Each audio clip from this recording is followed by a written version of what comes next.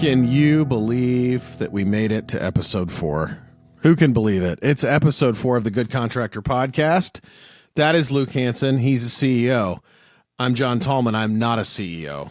But I'm a CEO at heart. You know, like we could all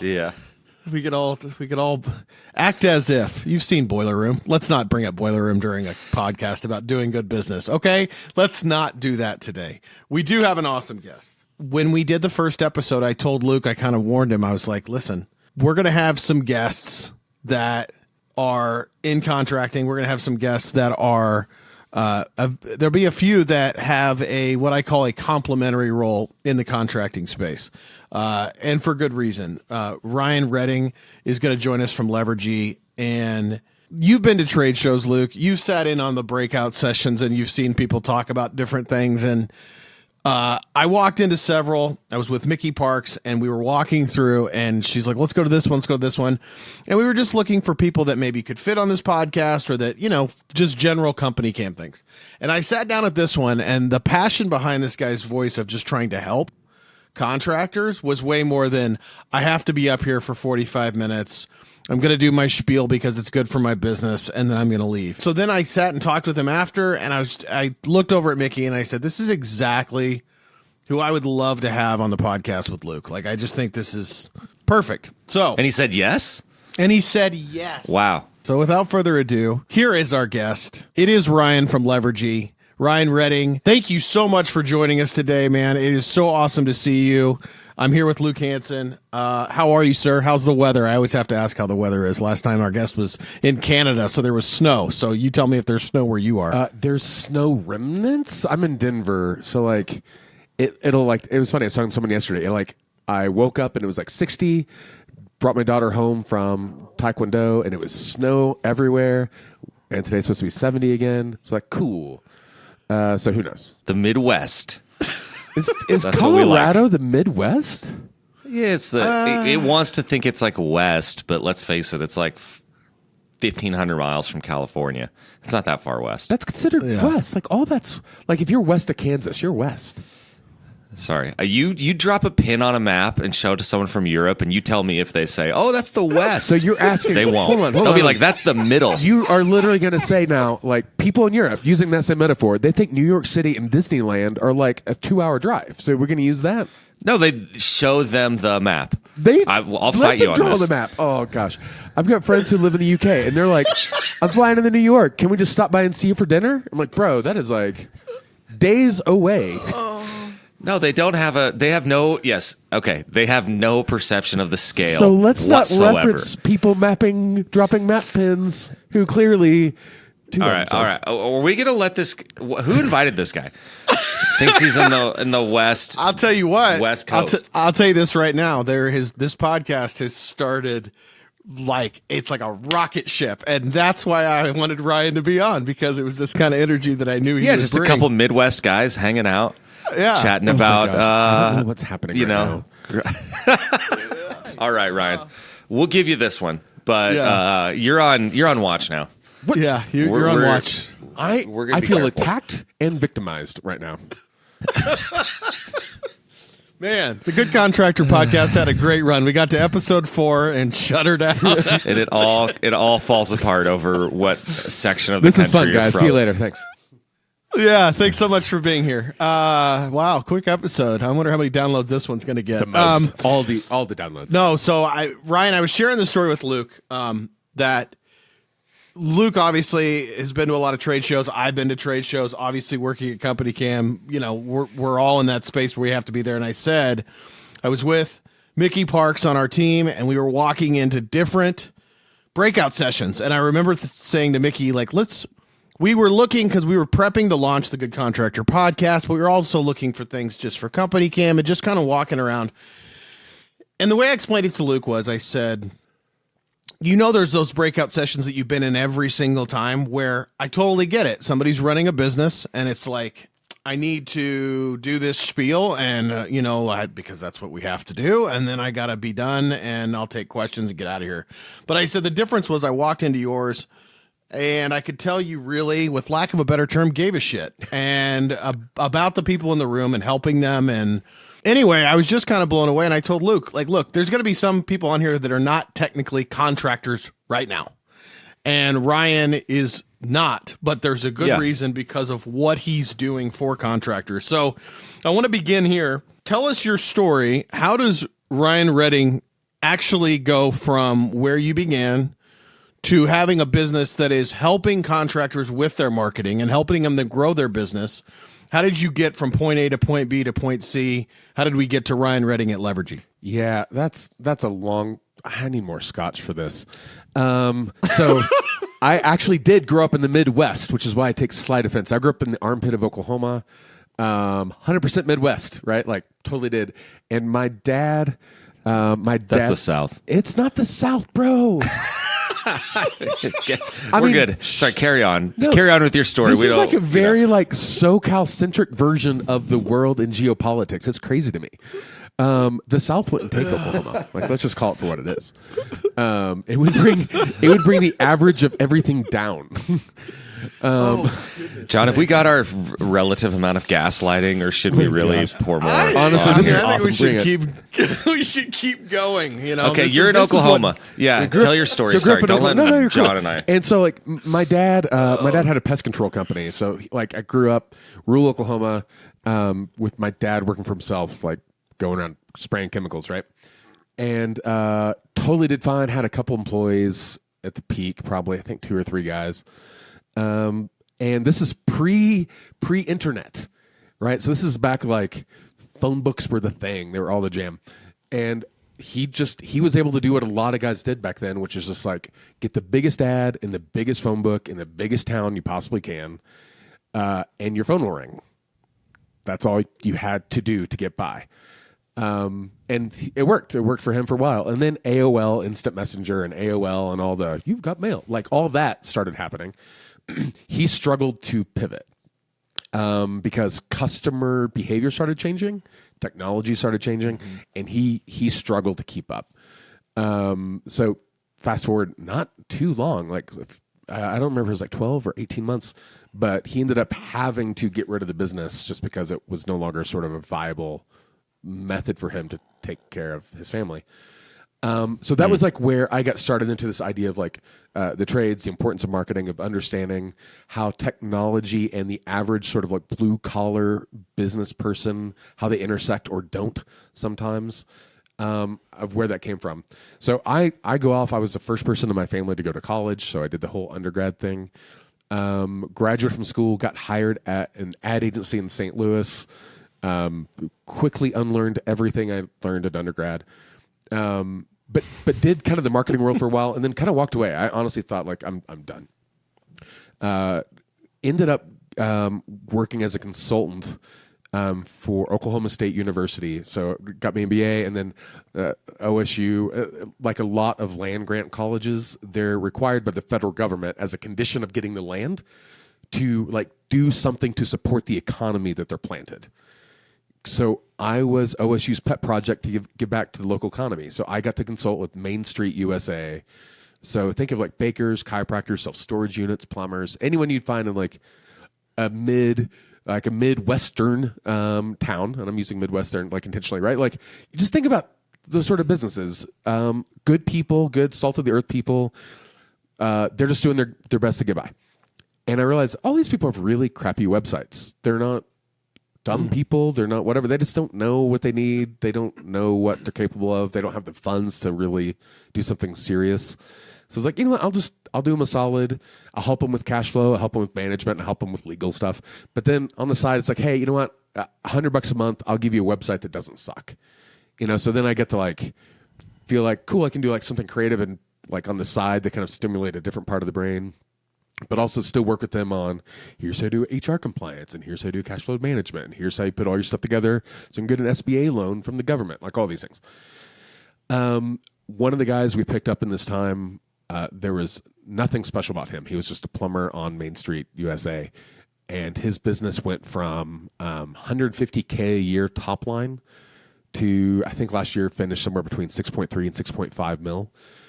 just from the impact of like digital placement, like understanding Google and social and kind of all the things that are kind of in our common vernacular now. Yeah. And he like the honest truth on that one is I was charging him $100 a month, right?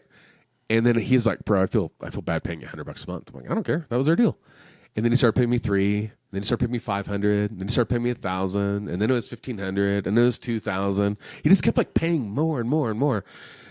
And every time he'd pay more, I'd be like, well, I guess I got to figure out something to do with this money. Like I can't just take it and do nothing. So then it's like, okay, let's figure out how this works, and let's figure out how this works. And I just kind of kept creating a stack that made sense to help his business with his customer profile. And then at one point he's like, bro, stop working with the bakers, stop working at the chiropractor. Like all those people, they're fine. There's nothing wrong. But you know what you're doing. We don't know what we're doing. We need to phone the ring. Just focus on people like us. And so that's kind of the beginning of what is now Levergy. That's the long-winded version of how we are here now. So, and Luke is going to get tired of me asking this question every episode, but my favorite thing to hear about is that beginning time. Now, you kind of previewed it in that the beginning time was having this one person, which is cool because it was like you had this one client that was like going like this. And you're like, oh, if I add more, we can scale. Like this is, it wasn't a super complicated, like to do the math, but what was client 2, 4, 6, 8, and 10 now that we're on this? Like, how did the business go from there? And then how did you insert yourself into the trades? Like, hey, I'm out here. I can help everybody with their marketing and make the phone ring. Like, how did that go? Okay, so that particular plumber, he was maybe business, let's call it like business industry number 12. That may or may not be right? So he wasn't business number 1. He wasn't industry number 1. He was like one of just several. Sure. But in the process, like every industry, when you get into like bakeries and you understand how people, when you start doing like the consumer research of like what goes into a person's mind when they want to look for a bakery, that is time consuming research. Like, what are the things that they're looking for? How do they categorize decisions? What sort of promos and offers like trigger them one way or another? It's a lot of time invested to understanding one particular customer persona. And then you start doing that for multiple industries, right? So really what really shortcutted was once you realize that nobody looks for a plumber for funsies, nobody looks for an HVAC guy for funsies, it's always because like in a lot of cases, like, can we cuss on this show? Is this a cuss? Oh, yeah. Yeah. Okay, cool. Then like literally the shit has hit the fan often, right? And where it's like, that's the only reason that they're looking for these guys. Something's wrong. They have low levels of trust. They have low levels of optimism. They're pissed off because they're going to have to miss work. Like all these anxiety and distrusting and like, shit, I don't want to have to deal with this right now. That's the customer we learn to identify. And once we learn how that customer made a decision or responded, cool, now we can scale that. How do they? That's what I want to hear about. Yeah, so statistically speaking, they pull out their cell phone. They're going to go to Google. They're going to type into something like if you look at all the stats across the board, if it's something related to plumbing, they're going to say plumber near me. If it's AC related, they're going to say AC repair near me. Even if it has nothing to do with then the what AC are they going to click on? Like, why are they going to click on your listing versus the next one? Yeah. So this is part of the breakout that John was telling about was when you do the search, like if somebody's listening right now and they are in the trades and they're like, I'm the best electrician, I would literally encourage them to do the search that their customer does. Like do a search that's like electrician near me. Cool. Do it and see what pops up. Customers tend to not necessarily trust the ads at the top of the page. Statistically speaking, only 10% of the people are going to click on the ad section. Cool, not knocking it, but it's going to be low volume. High cost, low volume. The next section is going to be really, really valuable real estate. This is going to be the map section. This is starting to change with Google SGE, which is kind of the new AI-powered version of search that's starting to roll out. But the concept is still the same, that these businesses are selected because A, they're closer to the customer doing the search, and B, they have a better reputation. I'm kind of crudely generalizing a bit, but basically the idea is like, hey, it appears to the customer that they can get to you faster because they're geographically closer, and B, they appear to be more qualified for the customer because they have higher reviews. there's a few important details I'm skipping over, but generally speaking, those are things. Those get depending on the market, somewhere between 30 and 50% of the clicks every time. The rest of it goes below the maps, and then only 5% of the people go to page 2. So once you get past like the map section, kind of you get this like really steep drop off of people willing to engage. But it still comes down to like, do I trust you? Do I feel comfortable with you? If they want to see themselves in your business. So when they pick a business on the map, do they see photos of homes and customers that look like them? Do they see texts that are like clean polished? Their vans are done. Like, do they look like someone's going to come up and pull in a white van with the windows and like, hey kids, like, to what degree do they feel trusting or not of interacting with your business? And here's the trick. You can't tell people on your business, we're the best. You can't say things like, we're the best plumber. Because guess what? Everyone in your flipping town says we're the best plumber. That's the empty marketing speak. It functionally means nothing. Yeah. So in marketing, we call it puffery, right? This idea of like something you could claim that people just discard because they hear it over and over and over. You know what it is? It's like when Luke says he's the best CEO, and I'm like, see, that's puffery, and it's not real. Yeah. You get to puffery yourself right off this podcast. That a significant other made for you that says you're the best, and then you can use a disclaimer. So, like a giant gold chain. Yes. Yeah. Like there's a giant software company called Service Titan, and last week I was speaking at their event in New Orleans, and one of the points I made when I'm doing the intro for the handful of people who didn't know who I was like, hey, our company's been voted the best company to work for the past 5 years running by my mom. So I'm just gonna throw it in. I'm like, this year's not looking good though. This year's not looking good. Right. Yeah, if I had to fire my cousin, we're down bad. Thanksgiving. Okay, so I just did a Google search for plumber near me, and it's interesting because this changes. Like they used to have their like certified contractors, which looked a little better. Now they have like sponsored. They sort of have like a Google guaranteed. Then they have a sponsored. Yep. Then they have the map, which you're right. And then we have what amount to, Angie's List, Yelp, Roto-Rooter, Angie's List, Thumbtack, This Old House. Yeah. And but to your point, I talk about numbers and stars. Like the idea of people reading reviews, I think it kind of happens, but basically it's like if you see a big number and good stars, your inclination is they're not actively trying to screw me over. Probably. Like that's my usual I would agree premise. with you, but I would add two sub points to that. One is if they see your last review was 3 months ago, you're done. They won't make another action forward with your business because they're like, what the hell happened 3 months ago? Right? They need something like in the past couple weeks that feels like it matters and it's relevant and it's current. The other thing would be they're not going to read the happy reviews. They're going to sort by lowest rating first and read the negative reviews. And they're going to see how your company responds to those. If they feel like you're defensive, shady, dishonest, ignore them, put your head in the sand like la la la la la. You're also done. If they feel like you're honest and human and handled it well, oh, bro, you just earn their business for life. So, but generally speaking, I would agree with you, but with those two caveats. So the reviews are obviously important. The numbers and stars are the entry point into maybe looking at the reviews, maybe looking at the bad reviews. What you had said trust, like we talk about this all the time. We got build trust written around here everywhere. Like our company, like the mission is to help or is to equip good contractors to build trust. How do you build that trust, let's say beyond reviews, when you don't have the relationship yet? Like it's, to your point, it's marketing. You're working towards getting that lead. And I want to work into this, like it starts at Google, but then you end up either maybe at a website or like there's some sort of, or maybe they're calling directly. I'm curious about like what you see are the most important ways to build that trust just from the point of a search somewhere into, I don't know, maybe even all the way through the experience, or at least to the point that I have like an appointment set. Yeah. So, and I would take it past the appointment, but I'm still tracking with the question. Okay. So if I were to categorize this in two broad buckets, the first thing is things that you own. So this is going to be things like your website, your social pages, like things like this, your CSR scripts. You own those. You can control those to to a large degree. Those things all have to communicate trust from start to finish. So if you have great reviews and you look at your website and you're like, this looks like a really shitty website from 1997, and I've seen that van driving down the road and it looks like it's killed a few people on the way to school one day, you're not going to get step 2, right? That I'm going to call that a pre-experience before the customer identifies themselves.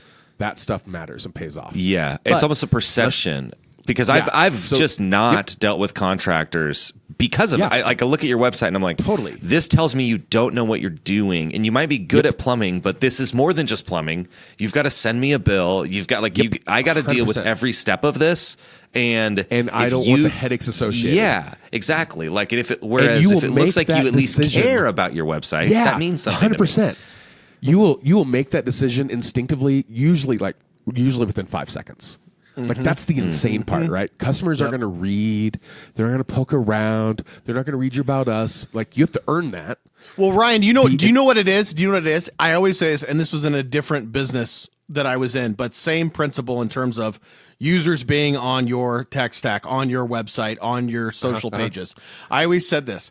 As a business owner, you think you look at your business a certain way, but you're always in it. Meaning, I'm always on my website. I'm always in my own stuff. And we're picking apart things in the app, and we've completely gone away from, I'm a brand new human being that's never used this before. Let's see how it works. And then that gets us into this mode. I always used to tell our partners, like, no one is on your site more than you. No one. I don't care who your biggest fan is. They're not, because it's your business. So you already subconsciously have a way that you're looking at it that is going to be different than anybody else that walks in the door. Yeah. You see what I'm saying? I agree. Owners are going to be the worst people to even do this. They struggle with looking at it from any other vantage point.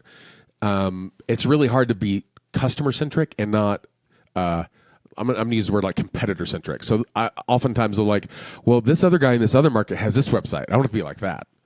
Bro, I don't care what that website looks like. That's their brand. That's their core values. It's their culture. That's their, like, I'm focusing on your customer and your market. I'm not going to assume that they're one size fits all. But that's all still like backing up a bit. That's all still things you can control. Yep. You can own and control your website. You can own and control your van wraps. You can own and control your unis, your CSR. But carrying strips. that thought, how do I? You touched on how just sort of how it looks, feels is a way to communicate trust. Like whether they're categories, just what are the things that are in my control that I can use to communicate trust? Like I don't know, just how you see it. Yeah, it literally is. I mean, the biggest category is things you literally can control. So these would be things like BBB profiles, Facebook profiles, TikTok profiles, social media brand voice, the way you interact with customers on reviews or social media commentary. That's going to be things like Nextdoor, things like that. You can control that. The more powerful and more difficult to control is going to be called unowned or earned media. So this is going to be things that people talk about you in the press without your direct engagement. So you can have influence here. You could participate in the conversation, but that is really where the force multiplier comes in. Because if people already have a warm, fuzzy vibe about you before they interact with your business, they're like, oh yeah, I've seen this guy everywhere. I always hear him on the radio. They talked about them in this. They talk about them on Facebook groups. They hear other people bantering about you, and then they interact with you, and then that promise is fulfilled. Same thing. Game over. Yep. You just got their business for life. It also makes it where if you have crazy people that go crazy and they want to bash your business all over the interwebs, it's more likely for other people to squash it because the general public sentiment is in your favor, but you don't own that. You can't control that. You can't just be like... Someone else getting your back is the biggest win of all. Like we see it happen in the comments. Like we run... like an absurd amount of like Facebook, Instagram, TikTok. Like we're trying to be all over the place, like with both just organic and then paid ads. And lots of our customers are the people who come in when someone else is, I don't know, just being difficult, mean, people on the internet, and saying, no, you're wrong. You're an idiot. Like this is great, etc. And it's so much more powerful than if we do it. Than if I come in there or John or whoever's running our accounts, like trying to defend ourselves. It's just it means a lot less. And I think people are afraid to put themselves in those positions because they can't control it. Right? There's a certain amount of like vulnerability it opens you up to be like, but what if they say this? Or what if they don't like that? Or what if they just, and it takes a certain amount of gall and courage to get to the point where like, even though I can't control it, I know it's a powerful force I have to be able to understand and leverage. Right. I want to, okay. Let's say inside of the things I can control, because that seems like a reasonable place to start versus getting into like PR and like other stuff.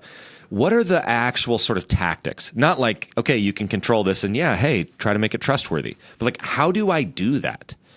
How do I make it, like, what are the different ways in which being good is a great start. Let's say I know that's that a necessary start, but go on. Yeah. I do a good job. I'm reliable. I follow through. This kind of stuff. Exactly. Your business is fundamentally marketable. What are the tactics and or just the way of going about it? Like whether it's again on my website in the like what in these areas, like what do you talk about? How do you slice that up to give people like the kind of concrete on the ground advice? So before you get into those things, the concrete on the ground, I always recommend starting with the customer persona first, because a lot of people skip over this step and it contributes to the we're the best plumber problem. If someone like just heard me say that and they don't know what I'm talking about, the idea of a customer persona is that you have this fictitious customer identity that you create that you use data and experience to actually inform the identity of. So you'd say, hey, our ideal customer, and then you start with what's called demographics. These are going to be facts about that person. They live in this zip code, they drive this type of car, they have this many kids, they go to this school. They are facts that you can verify, right? Yep. Demographics. The other thing then would be psychographics. These are things that are fuzzier, that tell you about how a person feels, responds, behaves. Like what values do they hold? What country club do they belong to and why? What magazines do they subscribe to? Where do they get their local information? What political alliance do they have? The more you understand not just what they do, but why they do certain things, now you have the basics of what you need to start moving forward. You can't do anything without going through that step. If you have no persona, start with one. Yeah. What? If you have someone like Ryan or you want to read something fancy and you can go through this like robust process, that's of course good.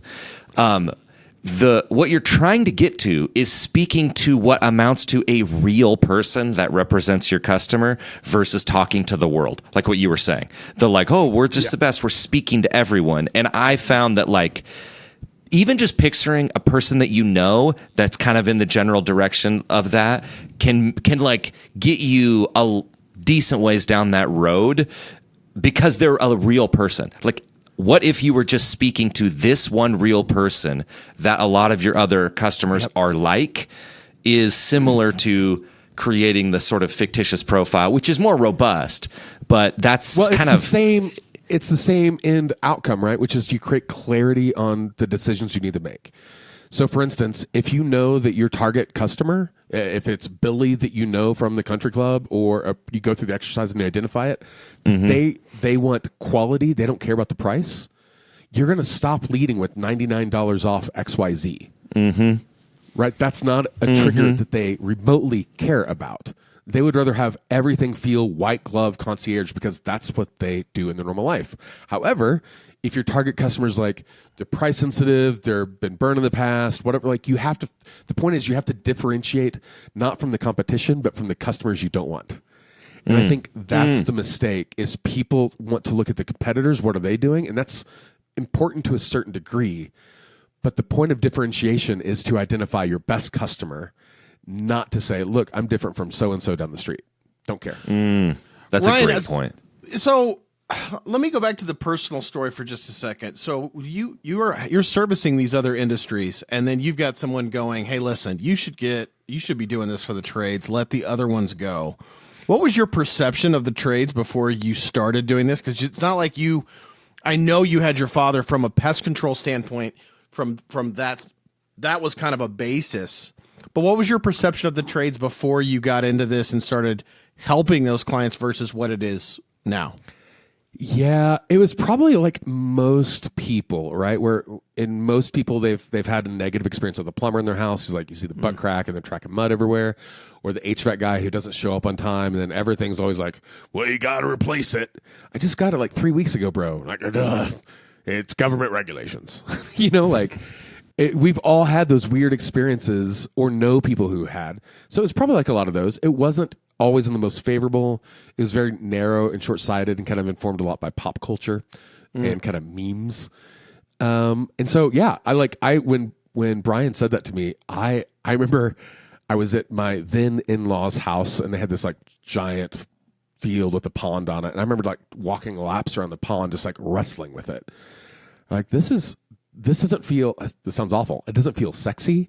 It doesn't feel like the sort of clients that I'm typically working with in a lot of associations. Like, and I'm doing stuff like I'm embedded in an academic circuit. So I have like a certain amount of political connections that I'm used to be able to leverage. And it's like, this is stuff that's going to be really hard to transfer.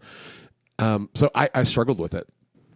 But when I started realizing that I think at a point and went into it, cool. It's like, I hope this works out. What I've come to find though is that there are those people who track mud everywhere, who show up late, who always try to do those people exist in every industry. But what I've come to find in the trades is there's a really diverse mix of amazing humans. Some of them from all walks of life, from all sorts of backgrounds. Some of them have had insanely successful lives created by being junior high dropouts.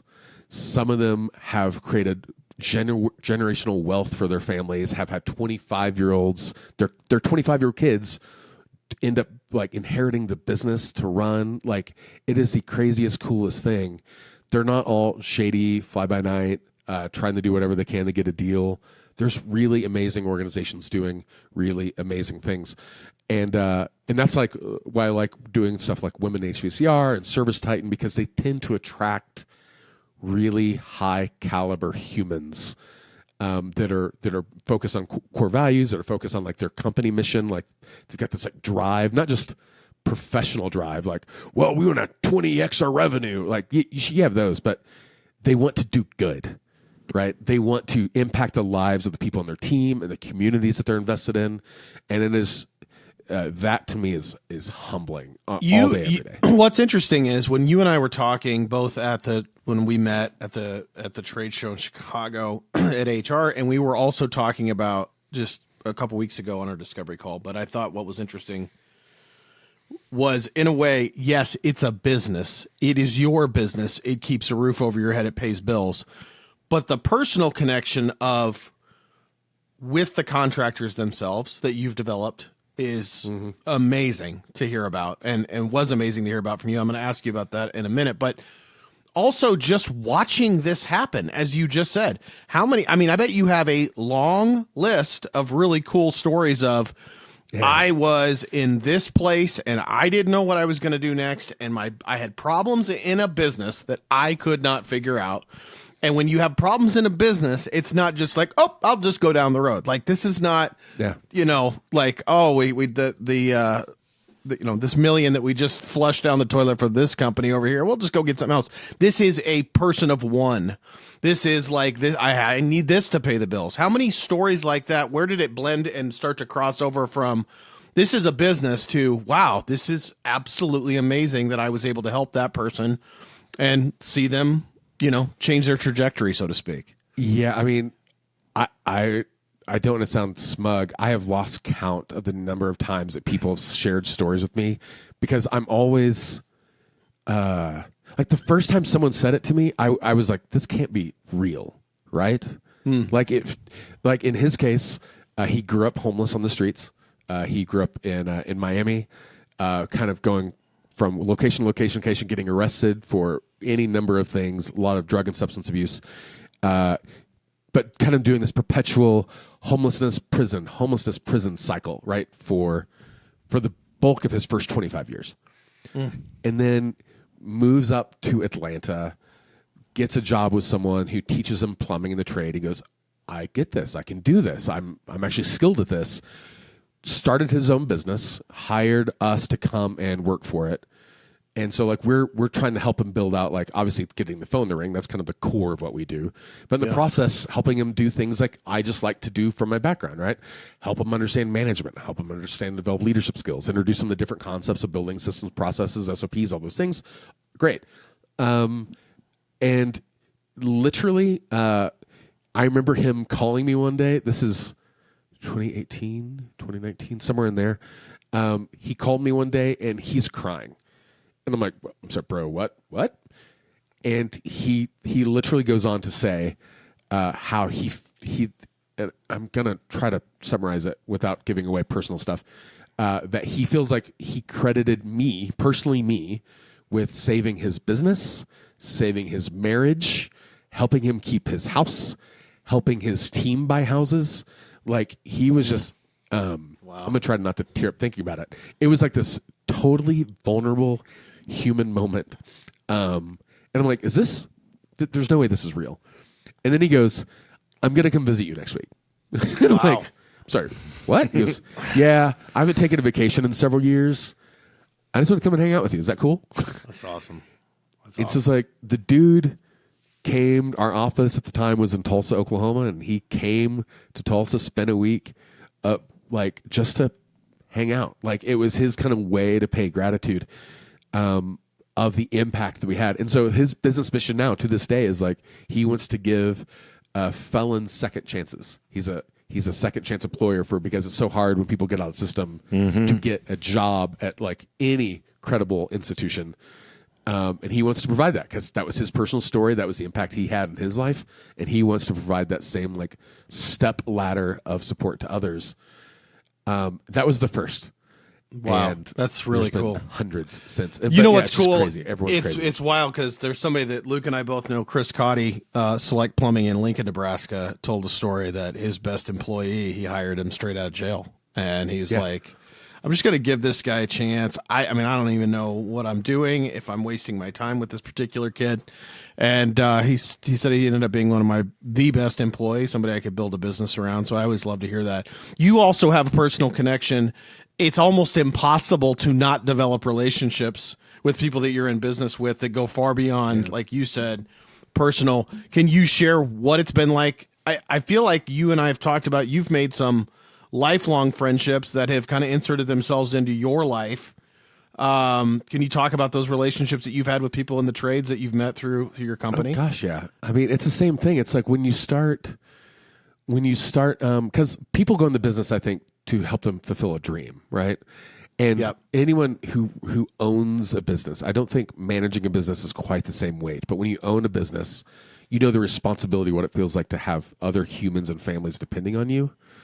There's a weight and a soberness that's really difficult to articulate if you don't have that experience. Yeah. And so this is a guy who started off, and he had this dream. He wanted to help his family because he didn't have the opportunities that other people around him had. And so we were the second phone call he made when he opened business, right? So he hung his shingle, I don't remember what call number 1 was. We were call number 2. So we're starting to like build his business. He ended up selling it for multiple millions after a few years. But he made him and himself wealthy. His kids have now general wealth. They've got the whole life estate plan thing built up for them. So his kids and their grandkids are now set. It's the craziest impact. So he and I developed a friendship, right? Just because like when you're kind of in the grind, people know that and what you're building, you build this like connection. It's hard. It's like, I don't want to compare it to guys who go to war and fight in the trenches because that's like legit stuff. But I imagine it's similar. Right? Of like, you feel like people are fighting with you to help you make these things happen. Last year, a lot of people don't know this. This is not common knowledge, but like I went through a divorce, moved, did the whole thing.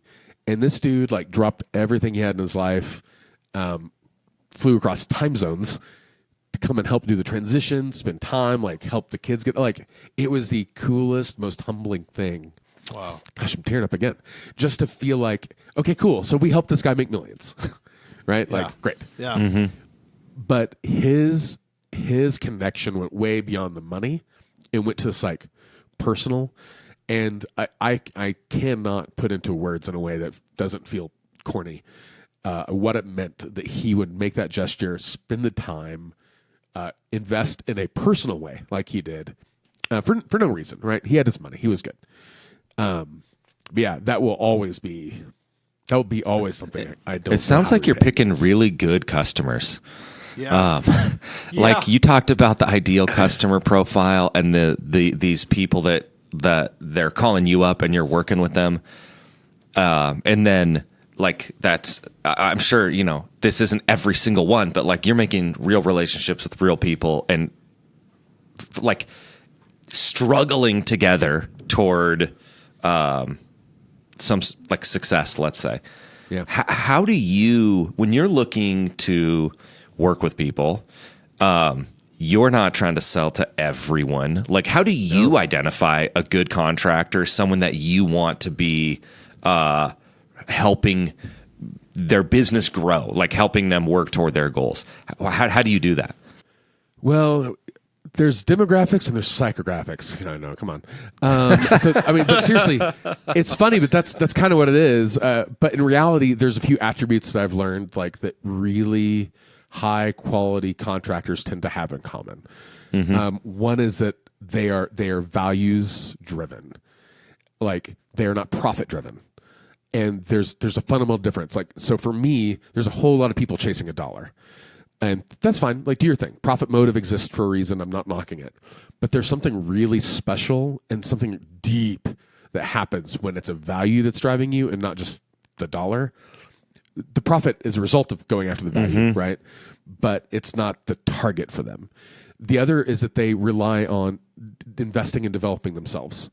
So these are people who don't be like, well, I've never done it that way. I don't know how to do that. It's like they're always hungry for knowledge. They always want to learn. They always want to improve. They want to learn outside of their lane too. So they're not just like, well, I only want to obsess over my trade. They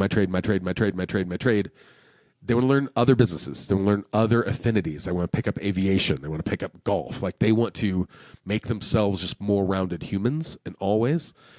3, they focus on teams and culture. They realize that they can't do it on their own. They literally can't. And they understand that processes, framework, having the right who's in the right seats is the difference. And so they feel that their job is to help find and equip the right who's, and then let them do things. That's a fundamental mindset shift. And then those people, they tend to also have this thing of like, they don't like to take shortcuts. They don't want to open themselves up the risk. They don't want to like do something that's like, they got too ambitious about it and bit them in the butt later. Like there's a few of these like sort of traits they all have in common. They also tend to belong to like really quality best practice groups. Like in the trades, it's Nexstar. Nexstar is, in my opinion, one of the best groups for a lot of trades. And they also tend to use like a lot of good affiliations like Service Titan, who they just tend to attract a really quality client. When all these things start kind of lining up, you start going like, these people are doing something special. They're driven by values. They make themselves better. They attract great people, and they want to invest in those people, make the people better. They don't pass blame. They take ownership. Like there's certain sort of things. And the crazy part, and I was talking to a guy yesterday about this too, because he built a $10 million plumbing business. You don't start off knowing those things. Like very few of these people are like drag and dropped into that seat. Mm-hmm. Yes. That seat is developed out of those tendencies that are always built in. Their sophistication changes, the levels of knowledge that they bring in changes, but that kind of core attribute of always learning, always improve, always find people around you to help pull on the mission, be focused on mission and values first, the profit follows. Those things always exist. And then it results in a $10 million plumbing just a few years later, right? So, those are just a kind of a few of the big ones that we look for on the clients that we want to partner with. Having said that, we always ask after we say what makes a good contractor, but do you feel like anybody can be a contractor if they want to be? I know that's a broad question, but that's on purpose. Can anyone be a contractor? I mean, technically speaking, yeah. If you can pass your state exams, whatever your regulatory compliance board is, yeah, you can totally be a contractor. But that is having a job, having a skill set of like, I can turn X wrench is very, very different than growing and scaling a business. Yeah. So I guess I'm kind of differentiating those, right? Of like, anyone can be a contractor if you can pass whatever your local state regulatory compliance board is. Like, yep, totally do it. Absolutely. Okay. That doesn't mean you're going to sell your business for millions. It doesn't mean you're going to attract the right people. It doesn't mean those things. Yeah. Sorry, I got more questions, John. You can't cut me here. Oh, I'm not cutting you, Luke. Oh yeah, I gotta have my eyes on you. How do you? How broadly do you work with contractors? Almost like the services. Like I'm picturing the lead flow marketing kind of side. But then, you were talking about leadership, standard operating procedures. Like, how much of this is sort of like official on the books versus you? Because you learn, like we have people here at CompanyCam that they were high school teachers, all sorts of different roles in the world that then start going to trade shows, and before long, they know a lot about what good looks like and what works and what doesn't work. So I'm curious, like, how broadly do you work with different contractors? And then what have you kind of like, I don't know, picked up that now you feel a lot more comfortable helping them with that maybe at the start you wouldn't have? Oh, gosh. Well, I think anyone worth a grain of salt never really feels comfortable helping people with anyone, right? It's almost like the more you know, the more you realize that, I know so little. The really good ones do, right? There's this humility that comes along with like advancing in knowledge and skill. So that one's easy. Officially, we're actually trying to get narrower on our focuses. So like our bread and butter is going to be things related to getting leads digitally. So everything from like SEO to PPC, social, reputation, LSA, things like that. We do all day, every day. Unofficially, just because it's like we have the team for it and I have an affinity for it, is like, we can get the call to come in, but if you don't answer the phones, what the hell are we doing? Yeah. We can get the phone answered, but if you don't know how to train your CSRs to book it, what the hell are we doing? Like, we have to have this like operational awareness because here's another thing, right? Marketing, in my opinion, doesn't produce ROI. And that makes a lot of people pissed off because I would make the argument ROI is a result of operational efficiency and excellence, not marketing. Marketing is cost of acquisition. How well are you generating leads you need for the capacity you have to fulfill? But you're preaching to the choir on this one because, and let me say why. Because I think, and there's too many places that I've been at, or I have friends that have started businesses or have been at new businesses where there's a confusion of, is this worth us doing on the marketing side? And them trying to always attach it to revenue, like directly. And if you do that, then you've completely defeated brand awareness. You've completely defeated because I can't always with a hard line always go, see this $1,200 we made? That was from exactly this campaign because those 12 people saw it. And it's not like that. But as you said, if you think of it as cost of acquisition, now you give yourself and your marketing team the freedom to go, let's try this, and this, because I'm not held to this amount of dollars and cents better come from over here. Because if you do that, you've completely eradicated the need to have a marketing team because that's impossible. It's an impossibility to make that connection. Yeah. Well, I could make the inference, I'm agreeing with you, but I could also make the inference like, hey, understanding like ROAS returning on ad spend or ROMs returning on marketing spend, understanding those categorically can help give you better clues on how to piece the picture together. In and of itself, it is incomplete and inadequate, right? Because there are multiple levers that have to be factored in. And so one of the things that I always tell people is like, hey, we can focus on certain cost of acquisition, but the real magic in the ROAS or the ROMs or whatever sort of metric you're focusing on is going to come from booking rates, closing rates, average tickets, callback percentage, how many people cancel before you're actually dispatched to the job. But it doesn't matter how cheap or how expensive the lead is, right? If you can book it, close it, sell it, make profit on it, you're great. And so now it's just a math formula that you're always holding in tension. Well, first of all, that was really good. It sounds like you're teaching people about kind of like in a sense like a funnel. Like we can put all of the people up here and introduce them to you, but if you can't like shake their hand and invite them in, then that's just not going to work. Like there's a lot of below that. But I found myself thinking, you know, we have a lot of customers across like all the trades, and there's a pretty clear distinction to me when you were talking about the plumbing HVAC. This like usually when I'm calling them, it's not because I want a prettier HVAC unit. It's like I have a discrete problem right now, and I would like it to be solved. Is often when the you know, normal homeowner is calling that type of contractor. We have a lot of other customers who are more in the project oriented, like a place where you're dreaming something up. We'd like a sunroom. How do you look at the differences in those two kind of like buying experiences or whatever, and like what like works across both as far as you can see versus things that maybe don't? Or I'm just curious like how you see that. Yeah, almost.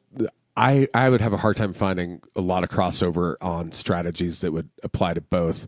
The only thing that would apply to both is the kind of crude concept of like a conversion funnel, not the marketing vernacular, but like knowing your customer goes through awareness and interest and preference. So like, but like knowing that they go through those discrete stages, that holds true, I would argue. But the things you need at the various stages and what tricks them to move down will change dramatically.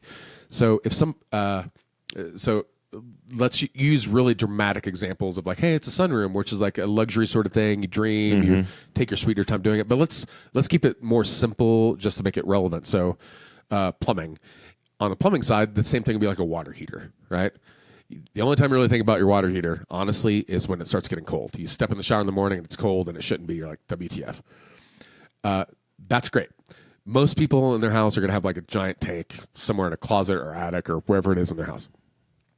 But there's also tankless water heaters, which are awesome and amazing, and I will never live without one at this point in my life. Most customers who have never experienced a tankless don't know what they are. They don't know that they exist. There's just not, unless you're doing like an awareness campaign to go, hey, have you heard about these things? They're awesome. So two different customers though, right? Same solution, same problem, which is they make water hot. One does it because you just got in the morning and the shower's cold. The other's like, oh, it's infinite hot water, uses energy more efficiently, blah, blah, blah, blah. Great. They will make the same decision for that same root problem, but for very, very different reasons. So I think being mindful of, okay, cool, they're not going to make an impulse decision on a tankless water heater. Yeah. Right? So don't do this whole $25 today only. I'm sorry, bro. That's not going to push anyone that way. It's like, oh, if you're okay, fine. Let's just do the other one. We'll get it done. We'll maybe talk about the other one later. So you just have to know the type of information you're looking for is just different. It's not impulse. It's not crisis. It's not urgency. But very different customers understanding, is it impulse, urgent, this needs to be solved, or is this a luxury? Contemplate it. Think about it. Those are very different. That's good. Okay, this is my last question. You've mentioned this a few times of like money off, $99 today, $25 off. Does that still work at all in any situation? Because I feel like I've almost like just sort of been like, they're building it into their price. Maybe because I was a contractor, so I just think like, oh, of course I just like don't think about it. But like, where does that like actually work? Anywhere. Okay. Like, I literally then how? And there's the actual nerd explanation is that's the one. A couple of like behavioral scientist guys that started in the 60s and 70s doing like, why do people make decisions the way they do? Amos Tversky was one of the two, and he did a lot of research. He discovered what he called, quote, biases and heuristics, which is this idea of like shortcuts in behavior and thinking that people think is helpful, but usually works against you. And there's a whole bunch he identified. But part of the idea of this, and this is literally what the retailer Kohl's, has built their business on. Kohl's will give you Kohl's bucks in the mail. Like, hey, here's like 30 Kohl's bucks. Use them by next month. See ya. And every stinking time, they will work.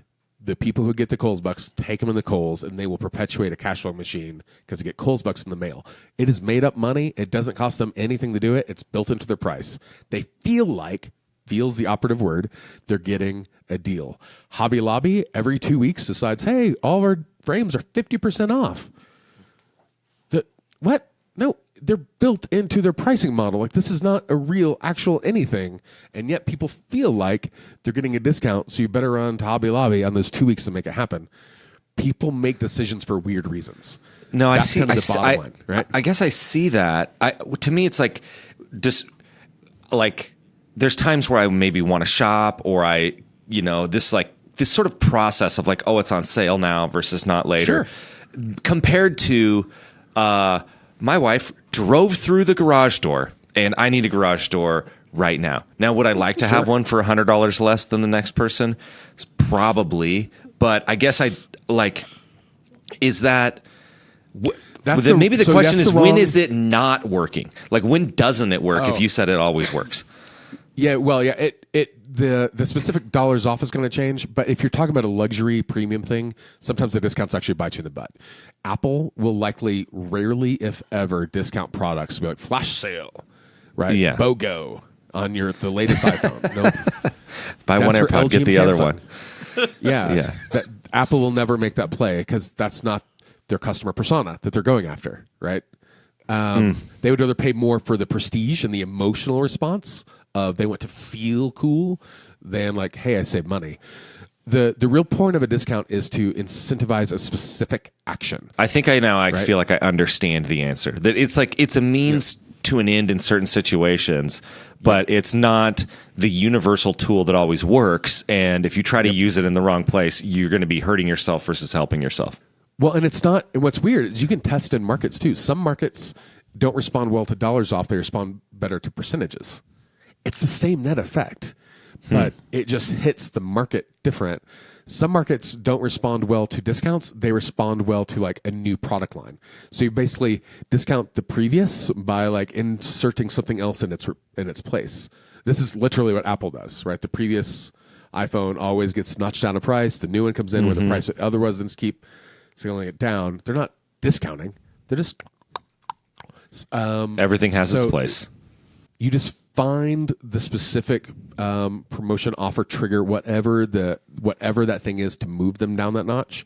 Find it and leverage that for that specific cause. But it's not I wouldn't do $150 off on everything all the time. That's the wrong way to think about them, just categorically. But if it does what you need it to do in that action, go for it, man. Love it. Ryan, this has been fantastic. I can't thank you enough for the time. Now, typically I ask Luke if I let him vote on whether or not that we feel that our guest is a good contractor. Technically, you're not a contractor, but I'm still going to let Luke vote with on whether he's in the Midwest. Yeah, let's have a vote on whether or not he's in the Midwest. I'm going to participate. We're so jealous of Colorado. It is a fact. You're basically East Colorado. Come on. Yeah. You've got the mountains, and then you've got the like foothills to the mountains where Denver is, and just this beautiful area. And then you've got the desolate wasteland, which extends 4 states over. No, I mean, hey, we like it here. We're in Nebraska. But no, I mean, I'll say great marketer. I learned quite a bit today. I'm interested. I mean, these are questions we think about a lot. Like, how do you build trust? How do you think about what customer and when?